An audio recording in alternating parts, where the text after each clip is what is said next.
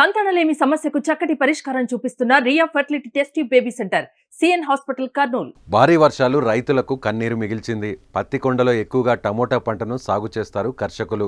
బంగాళాఖాతంలో ఏర్పడిన వాయుగుండం ప్రభావంతో గత 12 రోజుల నుంచి మండలాల్లో కురుస్తున్న భారీ వర్షాలకు పంటలు దెబ్బతినడంతో రైతన్నలు ఆందోళన చెందుతున్నారు.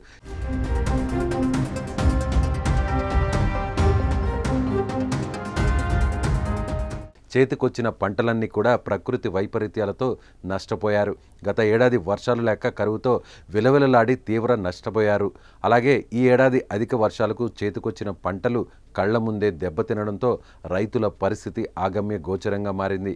ఈ విధంగా రైతులు ప్రతి ఏటా దిగుబడులు లేక తీవ్రంగా నష్టపోతున్నారు. పంటలు పెట్టుబడుల కోసం చేసిన అప్పులు పెరిగిపోతున్నాయని రైతులు తీవ్ర ఆందోళన వ్యక్తం చేస్తున్నారు. వర్షం వల్ల అంతా కుళ్ళిపోయేదే, నేలపాలైపోయేదే.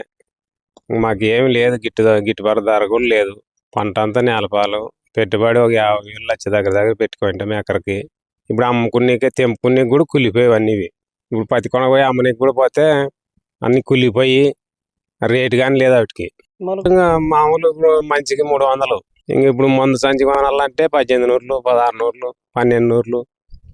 అది కొనాలంటే అదే ఇంక మందు కొట్టే మందు అంతే. ఇప్పుడు దీనికి 5 ట్యాంకులు పడుతుంది, 1500 పడుతుంది కొట్టాలంటే కూడా. మనం వ్యవసాయ శాఖ అధికారులు నష్టపోయిన పంట పొలాలను పరిశీలిస్తున్నారు. ఎకరాకు 50,000 చొప్పున ఆర్థిక సాయం చేసి ఆదుకోవాలని రైతులు ప్రభుత్వాన్ని కోరుతున్నారు. 12-14 రోజులైంది కంటిన్యూ వర్షాలే. టమోటా ఈ కౌలు చేసుకొని జీవిస్తున్నాము. ఈ పొలం నుంచి టమోటా ఎకర పెట్టినాము.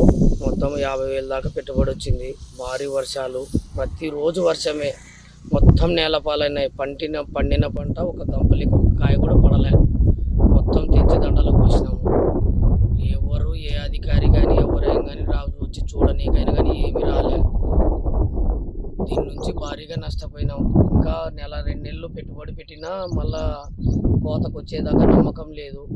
ఇప్పటిదాకా వర్షాలు పడుతూనే ఉన్నాయి. ఏకతాటిగా 14 రోజులైంది, ప్రతిరోజు వర్షమే. ఇట్లా ఉంటే రైతు ఎట్లా కోలుకుంటాడు? అప్పుల పాలు ఆత్మహత్యలు చేసుకోకపోతే ఎట్లా? సుమన్ టీవీలో మీ పర్సనల్ అండ్ బిజినెస్ ప్రమోషన్స్ కోసం కింది నెంబర్కి కాంటాక్ట్ చేయండి.